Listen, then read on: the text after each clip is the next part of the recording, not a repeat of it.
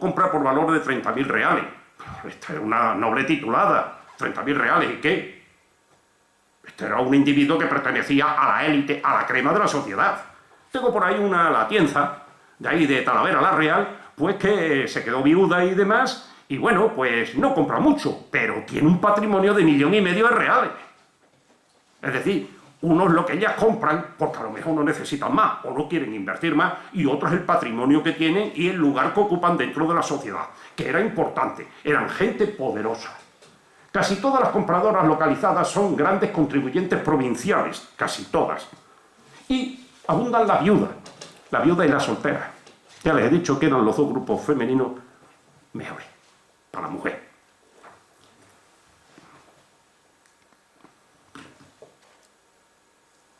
Pertenecían, porque seguimos con estas 53, pertenecían a las oligarquías locales, a los sectores más poderosos, estaban vinculadas a ricas familias, o bien estaban casadas, o eran madres, o eran hijas, o eran hermanas de políticos importantes, de funcionarios decisorios, de profesionales, y tenían apellidos sonoros de aquella época en la provincia. Los Tienzas de Talavera la Real, los Nesi de Badajoz, los Cáceres de Castuera, los Claros de Higuera la Real, los Buenos de la zona de Fuente de Canto, Usagre y demás, los Ramírez de San Román de Zafra, ¿no? Los Liallos, Piniños, Herrero, los Real, Viera, Tinoco de Fuente de Cantos, los Marín también de Zafra, y todas, prácticamente todas, en los papeles me aparecen con el nombre de doña, en sentido de respeto y prestigio social. Así que si las 10 eran importantes, las otras 53 también. Ahora ya, para terminar, conclusiones generales. Esto lo suelo hacer yo siempre porque es muy pedagógico, porque si ve uno el tocho que ha escrito, que es así, dice, y este lo voy a leer, se va a las conclusiones y en 2 páginas pues se han tirado del tema y se evita leer, lo cual es muy útil, cuando uno tiene prisa o cuando uno tiene ganas de leer. El sector agrario hemos dicho que fue el sector dominante en la economía extremeña del siglo XIX. Y como el hecho más importante dentro del sector agrario fue la desamortización fue el hecho histórico más destacado del siglo XIX en Extremadura. Muy importante, las biografías muy importantes, pero lo que determinó el movimiento político y social fue esto. Graves carencias de derechos en la mujer del siglo XIX. Ya hemos dicho que carecían de derechos políticos y apenas tenían derechos civiles. Muy poca atención por parte de los investigadores y las investigadoras a la mujer compradora en las investigaciones de la desamortización. A ver si nos ponemos al loro. Ya metiéndonos en la compradora, hubo pocas compradoras, pero más activas que los compradores del clero y de la nobleza, que eran sectores muy importantes y punteros dentro de la sociedad del siglo XIX. Más conclusiones. Las compradoras dedicaron casi toda su inversión a las fincas rústicas, no a las urbanas. Adquirieron más de la mitad de sus fincas en su vecindad, pero casi toda su inversión la hicieron en fincas fuera de su vecindad. Por lo tanto, aquí hay muchas que se dedicaron claramente a la especulación. La compradora media fue muy superior al comprador medio provincial, quiere decir que eran grupos muy selectos, el de las compradoras, y estaban avecindadas en buena parte de la geografía provincial y en Madrid. No eran de Badajoz exclusivamente, no, eran de toda la provincia. Casi toda su inversión se polarizó en 10 compradoras. Recuerdan ustedes que aportaron el 96% de toda la inversión. Pero todas o casi todas las compradoras pertenecieron a clases acomodadas propietarias de la provincia, con una minoría de Madrid. Eran lo que llamamos, insisto, las clases medias. Nacieron y vivieron en el seno de ricas familias y de las oligarquías locales de la provincia. Bueno, es que de todos los compradores de Mendizábal aquí en Badajoz les puedo asegurar que solo encontré de los 1782 uno en donde se le declaraba en feria, por cierto, pobre, que tenía de pobre lo que yo, pero se le declaraba pobre. Los otros 1781, ninguno aparecía en lista de pobres, ni indigentes, ni cosas de esas, todos eran propietarios y ricos, claro. Y abundaron las viudas, las solteras, como ya hemos dicho, por las razones que hemos aludido, y a casi todas se les titulaba de doña, ¿no?, en sentido de reconocimiento social. Y bueno, pues aquí terminamos la disertación. Muchas gracias por su atención y buenas noches.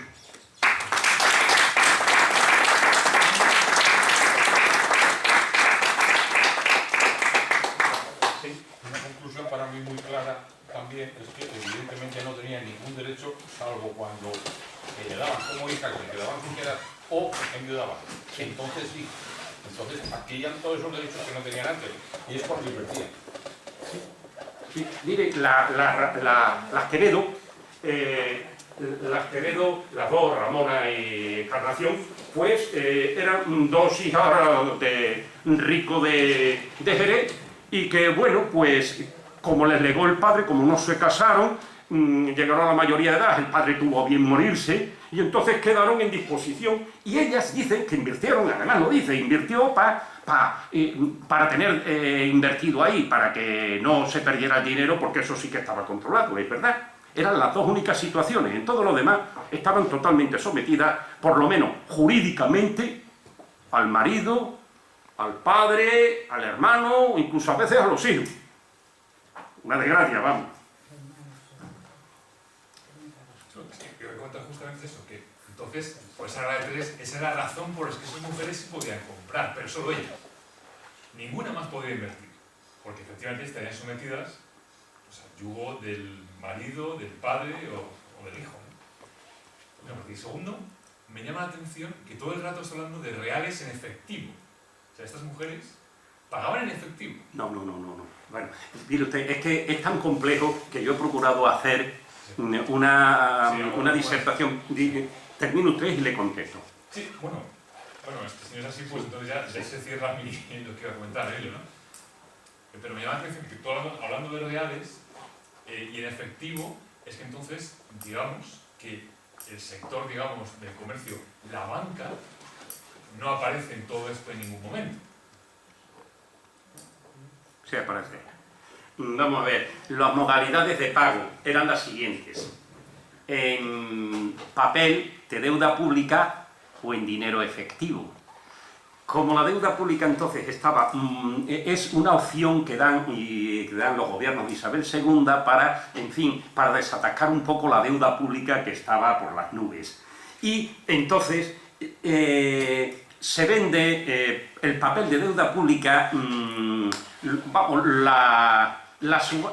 el precio de las fincas en papel de deuda pública sale muy bien, porque se le compra, se paga.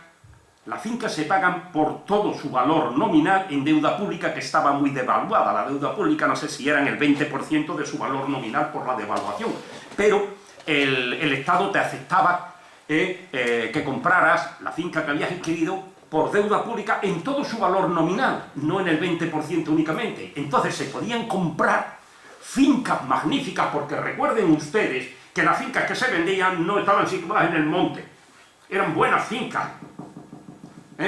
Buena finca de regadío, buena finca de rústica y buenos establecimientos urbanos.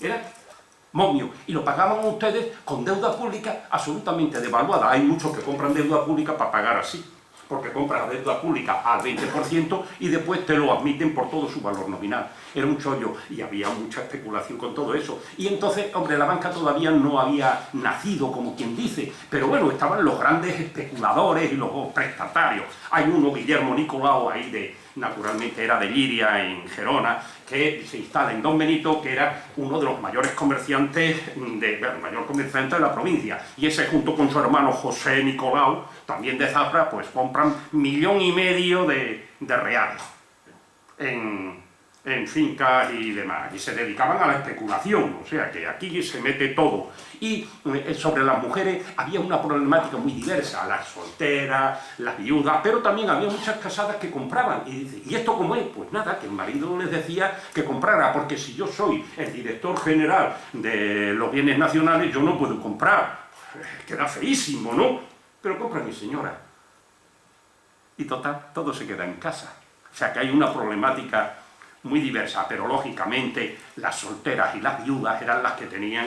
Pero piensen ustedes que muchas de ellas, salvo un grupito muy como por ejemplo la Modesta Ochoa o la Monsalve, pero por ejemplo Josefa Laureana Falcón era una mujer que no sabía leer y escribir, pero era de las más ricas de Almenalejo. Sin embargo, sus hijos para eso estaban, o sea, estaba ella figurada, pero estaba manejada por los hijos.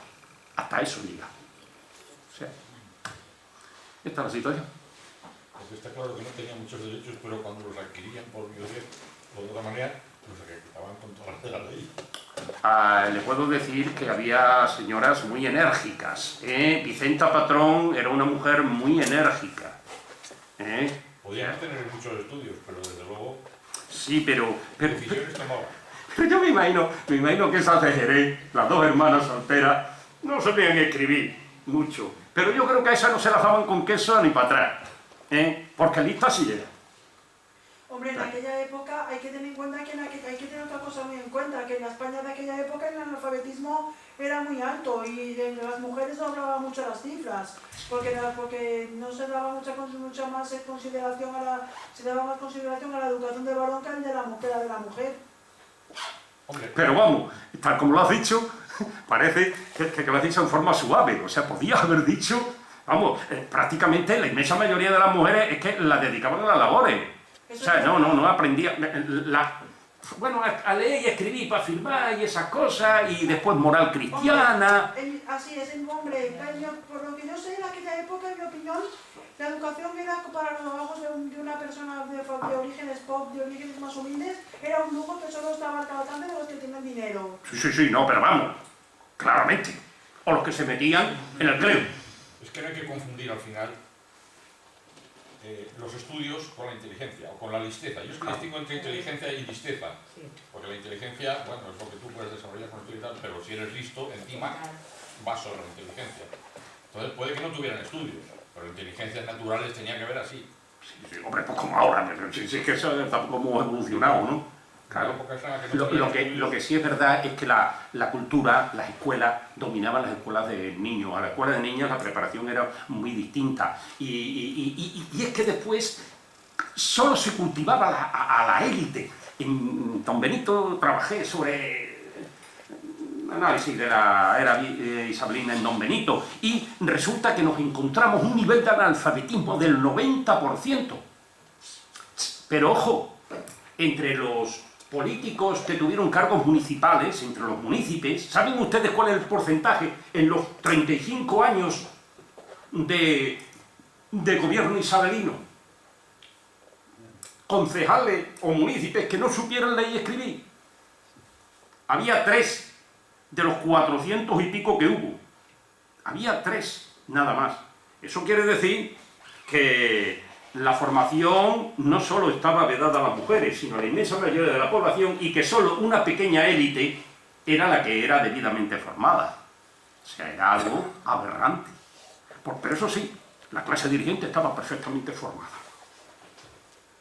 Pero solo ello. Cuando se adjudican las fincas estas, se utiliza, están valoradas, tasadas en unos precios uniformes por calidad o por situación, o salen al buen postor.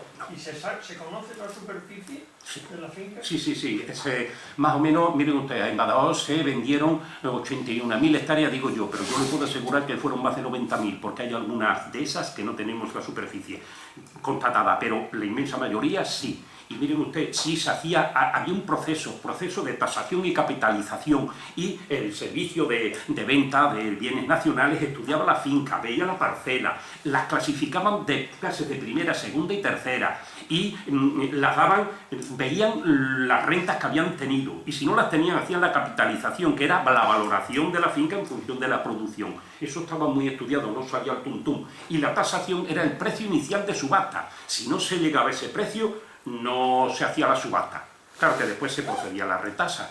Pero el truco está en que la inmensa mayoría pagaban con papel de deuda pública, o incluso llegaban ya a la aberración. Mire usted, decían, porque es una aberración, dinero metálico equivalente a deuda pública. O sea, o bien pagaban con la deuda pública, y si no la tenían, que aquí había algunos comuneses y demás, algunos procuradores que compraban deuda en Madrid, esto era un negocio estupendo que tenían montado. Si no tenías deuda pública, llegabas allí y decías, bueno, vamos a ver, ¿cuánta deuda pública necesito yo para pagar esta finca? 1.000 reales en deuda pública. Pero no tengo deuda pública, pero esto, ¿cuánto equivale en la bolsa a cotización del día de hoy? 200 reales. Toma, los 200 reales en metálico. Esto ya era una vergüenza. Y se llevaba una magnífica finca, por 200 reales, una magnífica finca que a lo mejor valía 1.000 o 1.500. pero tasado y estudiado por los funcionarios la calidad de las fincas, sí. Esa estaba perfectamente estudiada y estaba además en un informe que era el que servía para toda la venta, los expedientes judiciales de venta. Todo el mundo sabía exactamente lo que compraba, todo el mundo. Y estaba estudiado. ¿A qué se debe que haya muchos ayuntamientos que sigan teniendo tierras comunales o tierras municipales y otros no tienen? O sea, ¿por qué si uno se desamortiza y otro no? Bueno, Antonio, mira. En principio, la desamortización de Madoz, que es la que más daño hace, dice que solo los bienes de propio, es decir, que aquellos que habían sido destinados a otros menesteres que no eran comunales, porque los territorios propios eran aquellos que alquilaban los ayuntamientos y con ese dinero se pagaban los gastos, no los ponían impuestos municipales, y las tierras de comunes eran las que cedían a los vecinos para que trabajaran, para que las aprovecharan, llevando allí a los animales, para que pastaran y todas esas cosas. Madoz, en principio, en la desamortización de Madoz se dijo que solo los bienes de propio, pero ya sabes que las necesidades del Estado son infinitas, y a la postre salieron los de propio, salieron muchos de comunes y salió todo lo que se pudo. ¿Y qué es lo que pasa? Que en unos sitios en donde apretaron mucho, pues no quedó nada, por ejemplo, casi en mi pueblo. Y en otros que fueron más restrictivos, que las oligarquías municipales dijeron que vamos a ver, porque esto es el truco al medruco. Yo he sido alcalde, mi padre ha sido alcalde, mi hijo seguramente será alcalde con estos concejales que son amigos, vamos a ver. Yo voy a poner las tierras a la venta, esas que yo me alquilo a mí mismo, por 4 perras, como yo puedo, esas no se venden, porque si las compra un especulador de Madrid, y hubo en ayuntamientos en donde las oligarquías municipales eran tan poderosas que frenaron mucho el proceso de venta, y hubo en otros pueblos donde no fueron capaces y se quedaron sin tierra. Aparte de otro hecho, hemos hablado del reparto de tierra entre los vecinos de los ayuntamientos anterior a Madoz, anterior a 1855. Y te puedo decir una cosa, en un estudio que hice sobre los Santos de Maimona, resulta lo siguiente, que apenas se vendieron tierras en la desamortización de Madoz. Una cosa insólita. ¿Sabes por qué? Porque la inmensa mayoría se habían repartido entre los vecinos en el repartimiento de 1837 de 1844. Las habían repartido en lotes. Y no queda para Madoz. Eso es un caso no normal. Pero bueno, habían repartido prácticamente, y si te vas ahora a los Santos de Maimona, allí no hay casi tierras municipales, y lo repartieron casi todo. Claro que gracias a eso resulta que la conflictividad social en la segunda mitad del siglo XIX en los Santos de Maimona es muy inferior a la que hay en Zafra, en Villafranca, en Almendralejo. ¿Ves? Dice, ¿y aquí qué ha pasado? Ahí lo que ha pasado es que hay muchos propietarios de tipo medio con esas finquillas que daban mucho empleo a jornaleros. Y entonces ahí la cuestión social no estaba tan agravada como en los demás pueblos en donde la propiedad estaba totalmente concentrada. Fíjate tú cómo salen las cosas. Por eso digo que este fenómeno influye en la sociedad e influye en la política. Pues esa es la explicación. En uno se vendió más y en otro se vendió menos por presiones municipales o no. Dime, Manuel. Me llama la atención la nobleza. La nobleza de Badajoz, que es pobre, era pobre, entre comillas, individualmente eran muy ricos. Lo que pasa es que como había poco. Badajoz es una ciudad de frontera, en donde las órdenes militares tuvieron mucho poder, en donde la corona, como luchando contra los moros, luchando contra los portugueses, los pobrecitos, pues la corona tenía muchos ejércitos y era poderosa. Y los ayuntamientos también eran poderosos, porque hubo que darle muchas tierras a los ayuntamientos para que la gente viniera aquí. Pero los moros estaban muy cerca. Y entonces la nobleza aquí no tiene tanta fuerza como tiene en otros sitios. Hombre, había nobles que tenían tierras, pero no tiene entre la corona, en las órdenes militares, los obispos que mandaban lo suyo, y los ejércitos, no, como cuerpo no, eran ricos, pero y no participan también por otra cuestión, es que compraban tierras de la iglesia. Si yo estoy diciendo que viva el altar y viva el trono, hombre, ahora no puedo empezar a comprar tierras del altar. No sé si me explico. Era un tema y por eso ocurre también mucho entre los presbíteros, entre los curas y demás, que compran pocas tierras porque les daba un poco vergüenza. Pero de todas maneras es que los nobles tenían muchas tierras. Bastante tenían con. poner individualmente, individualmente, no como colectivo. Tanto tenían ellos con negociar sus tierras como para meterse en mayores aleos. El hecho cierto es que no. En Extremadura no. Sin embargo, en Zamora fueron muy importantes los nobles. Eso va por barrios. Pero aquí no. Aquí no. ¿Algo más? Nadie más. Levantamos la sesión. Muchas gracias.